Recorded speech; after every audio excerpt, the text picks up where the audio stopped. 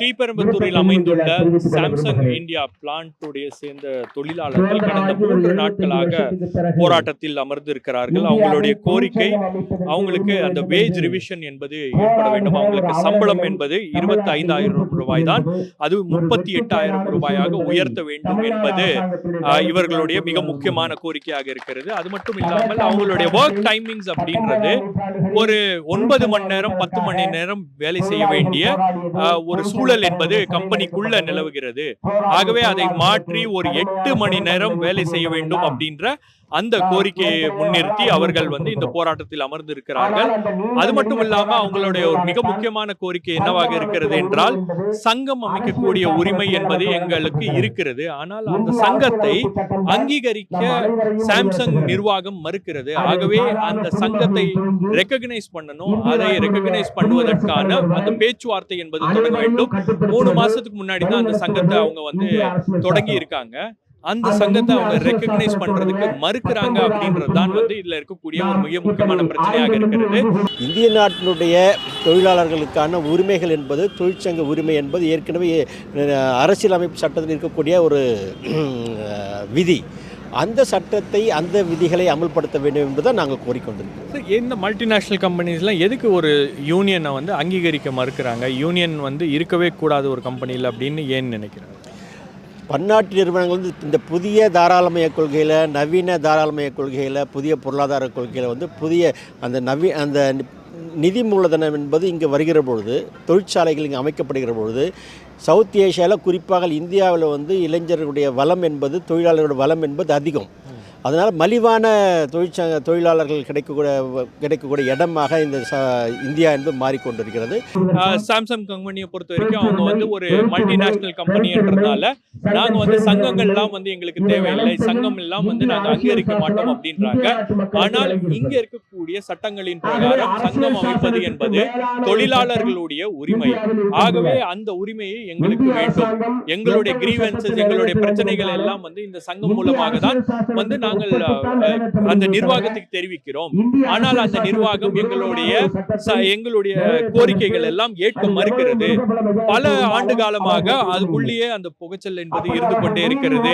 தொழிலாளர்களுடைய கோரிக்கை, தொழிலாளர்களுக்கு எந்த பிரச்சனையை முன்னிறுத்தி பேசினாலும் அவர்களுக்கு எந்த விதமான ஒரு பதிலும் கிடைப்பதில்லை அப்படின்ற ஒரு சூழல் என்பது நிலவுகிறது. ஆகவே அந்த சங்கத்தை தற்போது இந்த கம்பெனி ஏற்றுக்கொள்ள வேண்டும். சங்கத்தின் மூலமாக தான் இனிமேல் பேச்சுவார்த்தை நடத்த வேண்டும் என்பதுதான் அவர்களுடைய கோரிக்கையாக இருக்கிறது. அதை இந்த கம்பெனி ஏற்க மறுக்கிறது.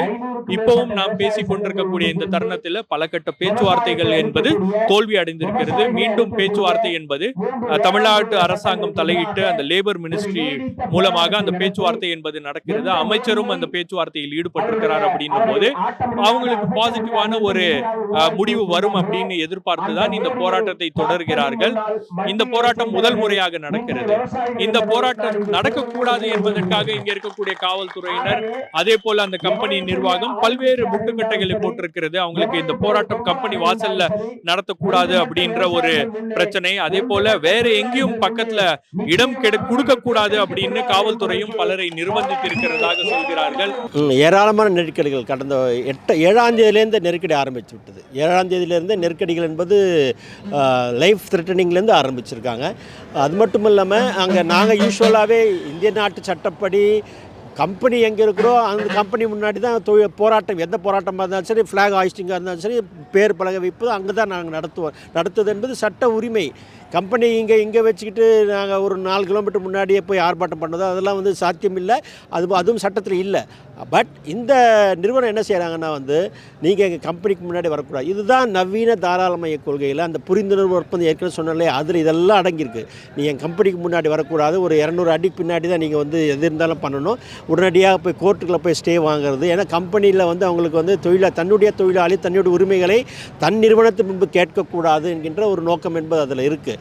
ஆகவே அந்த த்ரெட்டன் இந்த கிரவுண்ட் உள்பட இந்த போராட்ட பந்தல் இருக்கு இல்லையா, பந்தலை போடுறவங்களே 9ஆம் தேதி அவங்க பிரச்சனை பண்ணாங்க, த்ரெட்டன் பண்ணாங்க, போலீஸை வைத்து த்ரெட்டன் பண்ணாங்க. இந்த டீ கடை இந்த டீ கடைக்கு வந்து டீ தேநீர் கொடுக்கக்கூடாது, தொழிலாளர் போராடுகிற தொழிலாளர் பசி ஆற்றக்கூடாது என்கின்ற நோக்கத்தோடு அவங்க வந்து மேனேஜ்மெண்ட்டும் வந்து சொல்லிட்டு போயிருக்காங்க. அதே மாதிரி இங்கே 2-3 கடைகள் வைத்திருந்தாங்க, சின்ன சின்ன கடைகள் வைத்திருந்தாங்க. பந்தல்காரராக வந்து மிரட்டிட்டு போகிறாங்கன்னு பார்த்துங்களேன். அந்த அளவுக்கு மேனேஜ்மெண்ட் வந்து கீழே இறங்கி அது இந்த காவல்துறை, தமிழக அரசு காவல்துறை பார்த்து கொண்டிருக்கு, வேடிக்கை பார்த்து கொண்டிருக்க தான் நாங்கள் பார்ப்போம். அது வந்து இடம் கொடுத்தவருக்கும் மிரட்டல் இருந்துச்சு. அந்த இடம் கொடுத்தவருக்கு அன்றைக்கி காலையிலே மிரட்டினாங்க. அவர் நேரடியாக இங்கே வந்து எங்களுடைய அந்த போராடக்கூடிய தொழிலாளர்களை வாழ்த்தி பேசினார். அதே போல இந்த இடம், போராட்டம் நடத்தக்கூடிய இந்த இடம் என்பது ஒரு அட்வொகேட்டுக்கு சொந்தமான ஒரு இடமாக இருக்கிறது. ஆகவே இந்த இடத்துல போராட்டம் நடத்தக்கூடாது அப்படின்னு சொல்லிட்டு அந்த அட்வொகேட்ட போலீஸ் போய் பேசி இருக்கிறதா சொல்றாங்க. ஆகவே இந்த விஷயங்கள்லாம் வந்து இந்த எம்ப்ளாயிஸை ரொம்ப கோபப்படுத்தி இருக்கு. அதே போல சிஐடியு தான் இந்த போராட்டத்தை தலைமை தாங்கிறது. ஆகவே இந்த போராட்டத்தை சக்சஸ்ஃபுல்லா நடத்தி முடிக்க வேண்டும் அப்படின்றதுதான் வந்து சிஐடியுடைய எண்ணமாக இருக்கிறது. ஆனால் காவல்துறையினர் வந்து பல்வேறு பிரச்சனைகளை வந்து கொடுக்குறாங்க அப்படின்றாங்க. இங்க இருக்கக்கூடிய கடைகள்ல போய் அவங்களுக்கு சாப்பாடு கொடுக்கக்கூடாது, அதே போல இவங்களை என்டர்டெயின் பண்ணக்கூடாது அப்படின்றாங்க. ஸோ சாப்பாடு தண்ணி எல்லாம் வந்து இந்த எம்ப்ளாயிஸே வந்து சமைத்து கொண்டு இங்க உட்கார்ந்து இந்த ஒரு வேலை நிறுத்தம் என்பது நடக்கிறது. இதனால அந்த சாம்சங் பிளான்ட் வந்து 90% அவங்களுடைய மேனுஃபேக்சரிங் என்பது பாதிப்படைந்திருக்கிறது. கிட்டத்தட்ட ஒரு 1500 தொழிலாளர்கள் இங்க போராட்டத்தில் உட்கார்ந்து இருக்காங்க. 90% இந்த எம்ப்ளாயிஸை பொறுத்த வரைக்கும் 90% மேனுஃபேக்சரிங் அப்படின்றது பாதிக்கப்பட்டிருக்கிறது. அதே போல கம்பெனி நிர்வாகம் என்ன சொல்லுகிறதுன்னு பாத்தீங்கன்னா 30% தான் வந்து அந்த மேனுஃபேக்சரிங் அப்படின்றது பாதிக்கிறது.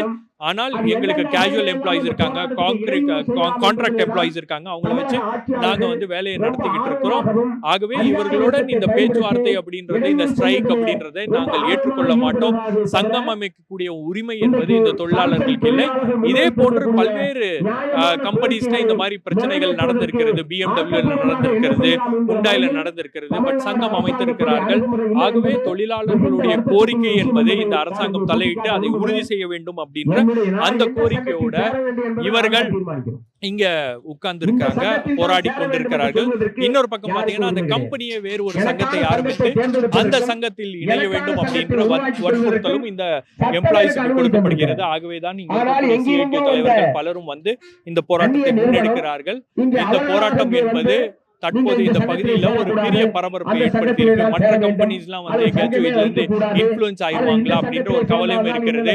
தமிழக அரசாங்கத்தை பொறுத்த வரைக்கும் அவங்களுக்கு இருக்கக்கூடிய மிகப்பெரிய கவலை என்னன்னா, இந்த போராட்டம் எப்பொழுது நடக்கிறது அப்படின்னு பாத்தீங்கன்னா, தமிழக முதலமைச்சர் அமெரிக்கா சென்று அங்க இருக்கக்கூடிய இன்வெஸ்டர்ஸ் எல்லாம் வந்து தமிழ்நாட்டுல வந்து இன்வெஸ்ட் பண்ணுங்க அப்படின்னு அட்ராக்ட் பண்ணக்கூடிய அந்த காலகட்டத்துல இந்த போராட்டம் நடக்கிறது அப்படின்னும் போது இது தமிழக அரசாங்கத்துக்கு ஒரு பெரிய நெருக்கடியை ஏற்படுத்தி இருக்கிறது. ஆகவேதான் இதை சுமூகமாக முடிக்க வேண்டும் அப்படின்றது அவங்களுடைய ஒரு கோரிக்கையாக இருக்கிறது. ஆனால் அதை தமிழக அரசாங்கம் தலையிட்டு செய்யுமா அப்படின்றத நாம பொறுத்திருந்து பார்க்கணும். வேறொரு நிகழ்ச்சியில் உங்களை சந்திக்கிறேன். நன்றி, வணக்கம்.